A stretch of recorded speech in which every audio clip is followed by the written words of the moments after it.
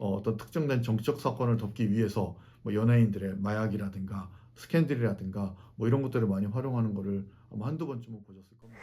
뭐 그런 것들이 예, 안녕하세요. 동국대 법대에서 헌법을 가르치고 있는 홍선기라고 합니다.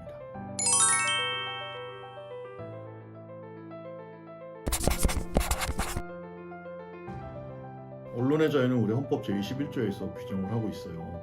근데 기본권이라고 하는 것은 원칙적으로 최대 보장입니다.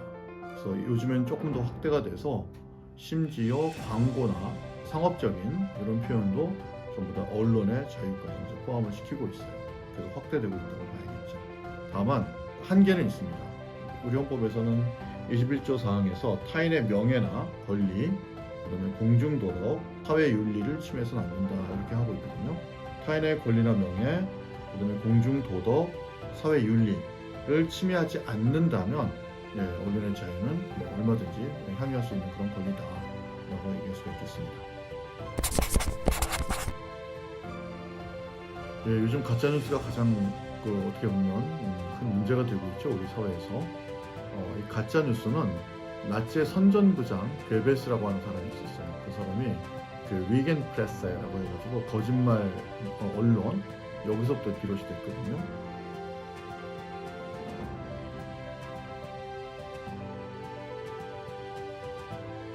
근데 쉽게 말하면 약간 선전하기 위해서 1% 또는 2%의 거짓을 넣어서 만든 뉴스, 요거 이제 원래 가짜 뉴스의 기원이라고 보통 봐요.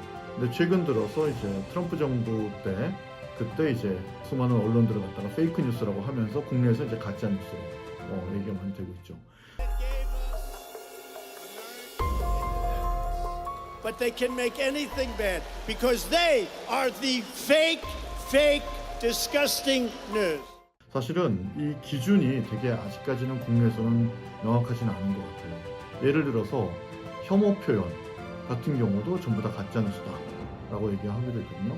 원칙대로 하면 가짜 뉴스니까 사실에 기반하지 않은 뉴스는 전부 다 가짜 뉴스가 되겠죠. 근데 그것 이외에 가치 판단 뉴스라고 하는 아까 얘기했처럼 뭐 이슬람에 대한 또는 뭐 남성 여성에 대한 어떤 그런 혐오적인 표현들, 이런 것들도 우리는 전부 다 좀 가짜 뉴스로 좀 쓰고 있어서 그 기준은 앞으로 좀 더 잡아가야 되지 않을까 싶어요. 왜 그러냐면 이 기준을 잡지 못하면 이걸 어디까지 법적으로 규율할지, 어디까지 형사처벌을 해야 될지 그걸 하기 어렵기 때문에 그래요. 아직까지 국내에서는 현재로서는 가짜 뉴스를 처벌하는 법적 근거는 없습니다. 언론 플레이는 뭐 여러 가지 사용될 수 있겠죠. 예를 들어서 본인 스스로를 갖다가 이렇게 홍보 또는 하기 위해서 하는 언론 플레이도 있을 수 있을 것이고, 어떤 중요한 이슈를 다른 이슈로 덮기 위해서 하는 것도 있겠죠. 우리가 간혹가다 영화 같은 데서 많이 보면 어떤 특정된 정치적 사건을 덮기 위해서 뭐 연예인들의 마약이라든가 스캔들이라든가 뭐 이런 것들을 많이 활용하는 것을 한두 번쯤은 보셨을 겁니다. 뭐 그런 것들이 언론 플레이가 되지 않을까 싶긴 하네요. 이 또한 언론 플레이를 했다고 처벌하는 그런 법이라든가 이런 거는 있을 수가 없습니다. 왜냐하면 우리 헌법은 언론 플레이를 갖다 명시적으로 처벌하는 규정은 없어요. 그리고 언론 플레이도 조금 더 포괄적으로 보면 결국은 그 언론의 자유, 표현의 자유 안에 들어갈 수가 있습니다. 다만 그것이 앞에서 우리 헌법상 제한하고 있는 그 사유에 들어가느냐 들어가지 않느냐, 그걸 한번 따져봐야 되겠죠. 가짜뉴스와 같은 관련돼서는 독일에서는 그 네트워크 집행법이라고 그래가지고 가짜뉴스를 처벌하는 법이다라고 국내 소개된 적이 있었는데 사실은 그렇지는 않습니다. 그게 이슬람을 혐오하는 표현, 독일 형법에는 혐오 표현, 헤이트 스피치를 처벌하는 규정이 있어요, 형법에. 근데 이 헤이트 스피치를 했었을 때 페이스북을 통해서 이게 널리 퍼지니까 페이스북에게 이런 것들이 더 이상 퍼지지 않게끔 모니터링을 해라 라고 하는 의무를 부과했고, 그 모니터링을 제대로 하지 않았을 때 과징금을 부과하는 그런 규정이 있었어요. 그게 이제 네트워크 집행법이라고 하는 건데, 이걸 이제 국내에서는 가짜뉴스 처벌법이다라고 이제 소개를 하고 있어요. 그러니까 정확하게 말하면 가짜뉴스는 아니고 헤이트 스피치의 유포 방지법이라고 봐야 되는데, 명확하게 언론 플레이라든가 또는 뭐 가짜뉴스라든가 이에 대한 처벌법이다라고 보기는 좀 어렵겠죠.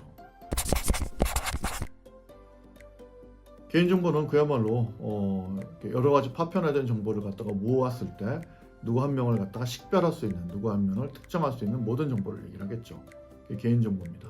이 개인정보에 관한 법을 세계 최초로 만든 게 독일입니다. 독일은 1971년도에 헤센주에서 개인정보에 관한 법률을 주법으로 만들었어요. 왜 만들었냐면 여러분도 혹시 들어보신지 모르겠지만 게슈타포라고 들어봤어요? 독일의 비밀경찰, 나치 때. 그 다음에 슈타지, 이게 뭐냐면 동독 시절의 비밀경찰이에요. 이 사람들이 국민들을 갖다가 계속 감시하고 감청하고 그랬던 거예요. 그리고 나서 민주화 시대가 오니까 더 이상 이와 같은 일들이 반복돼서는 안 되겠다라고 해서 개인정보에 관련된 법률을 만들었던 겁니다.